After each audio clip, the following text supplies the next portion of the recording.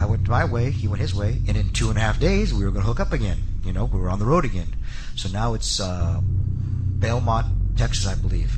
And this is on like a Saturday or a Friday? This is now Saturday morning. Okay. So the first one we left, I left him probably Wednesday morning. Yeah. So now it's Saturday morning, early. I land in Dallas, my connection, and we always get on the phone and coordinate. What time you get in? Yeah.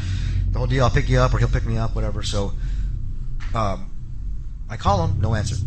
Then all of a sudden I get a call from him, and he's like, "Oh, call right back. Hey, Chavo, hey, what's up, man?" He sounds just off. I'm like, "Man, you okay?" He's like, "Yeah, I'm cool, man. Just really bad, a really, really just bad weekend. And just Daniel and Nancy are sick, his wife, So you're actually talking to him at this point? I'm talking to him, yeah. And this is basically after he's probably killed his wife. Yes. Yeah. Yes. They're sick, they're not feeling good, and I'm like, all right, cool. And well, you coming in? Yeah, I missed my flight, but don't worry, I'm gonna catch another flight, and I'll be there. Okay, I go, just call me when you get in, and I'll pick you up. No matter what time it is. We were landing in Houston. I had to drive to Belmont, and I was like, don't worry about it. We're late.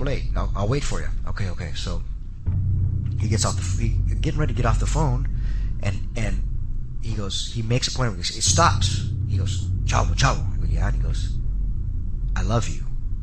I said, I love you too, man. It wasn't too off kilter, because we always tell each other we love each other. Yeah. But this was really forced. It was not forced. It was really like made a point of it. It was like, hey man, okay, I love you, brother. Okay, no, it was like, Chavo, I love you. I want you to understand this. Basically, if you don't forget this. Coming from a man with very few words. Yeah. I was like, all right, I love you too, bro. So I hung up, and I thought, that was strange. So I called him right back, and I go, hey man, are you all right? I'm fine, man. Like I said, I just had a real hard weekend, and just real hard weekend, and I had to go take him, Daniel and Nancy to the hospital, and I'm like, oh, okay, man. Well, I'm here. Okay, man. Okay, cool. So then hung up, and that was the last I actually talked to him. I guess he called Scott Armstrong too. He and I hooked up. Scotty, we hooked up, and we ended up driving, waiting for Chris.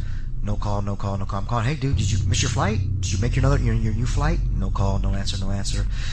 Okay, well, I guess we got to drive. Well, if we got to come back, we said if we got to come back and go pick him up, we will. So we went to the show, and the agents were asking, "Where's Chris? Where's Chris?" This is a house show. Right? House show. Where's Chris? Next day was a pay-per-view. Yeah. In Houston. Well, I'm like, I don't know, man. I don't know. He missed his flight. He's gonna. Okay. So we drive to Houston the next day. Me and Scotty, and still no word. Still no from Chris. We're calling him, get nothing. I get some texts on my phone at probably 5 a.m. and I get a text from Chris. So you wake up in the morning, you've got not texts. Even before. It woke me up before at 5 in the morning. So I look at the my text, and I'm like, that's weird. It says the dogs are in the enclosed pool area. The garage door is open. I looked at it. I was like, well, that's weird. Is this one of those texts you get? Sometimes you get texts, from 3 days ago you never delivered, and then all of a sudden you got a text. And this is kind of the start of texting. Now it's a little different, but back it was then, 2007. A lot of times, texts didn't come through and they got lost, and all of a sudden you got them. And I was like, well, that's you get weird. half a text. Half a text, yeah, that was weird. So okay, I wrote it off. Then I get another text from Nancy's phone, from his wife's phone, and it said the same thing. The same text. That's really weird. Okay, whatever. I kind of wrote it off. So then I had to get up in 2 hours. So I got up.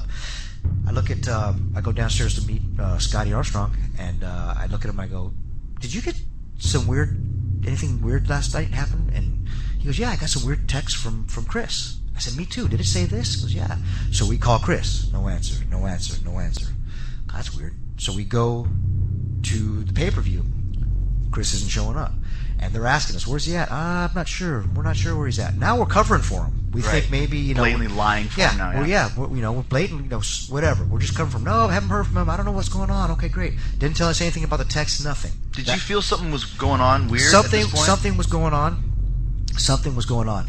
And I remember Arn Anderson saying, this is later on in the day, because he was supposed to wrestle the pay-per-view. He was supposed to wrestle for the title. The ECW Championship against CM Punk. He was supposed to wrestle him, and this is a big match. Mm-hmm.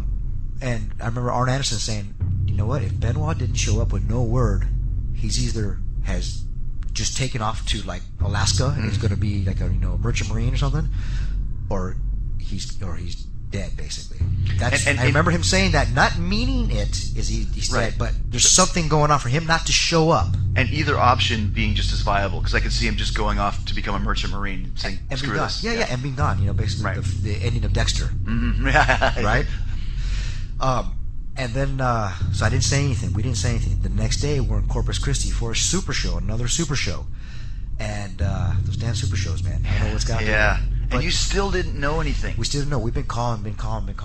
So finally, I go to Johnny Ace. I go, Johnny was the head of talent relations. Mm-hmm. I go, Johnny, this is my phone. This is what I got yesterday. And he's like, with his Johnny voice, Chavo, hey, what are you talking about? Why didn't you show me this yesterday? I said, Johnny, we're trying to cover for him. Mm-hmm. Be honest with you, I didn't know what was going on. We're covering for him. He's like, all right, let me get on the phone. So I guess they called the Atlanta police or whatever, and I don't know anything about it. That's the last thing I heard. And then all of a sudden, about an hour later, they do a big old meeting at the ring with all the wrestlers, and then they did this periodically, to talk about, Yeah, they would have like a team meeting. yeah, or where the something. company's going, or Vince had to say something big, So Yeah. we go to the meeting, and we're sitting there, and I look at Ric Flair, and Ric Flair's crying, and I go, Rick, what's going on? And he goes, they're gone. I said, what do you mean they're gone? And this is before anybody knew anything.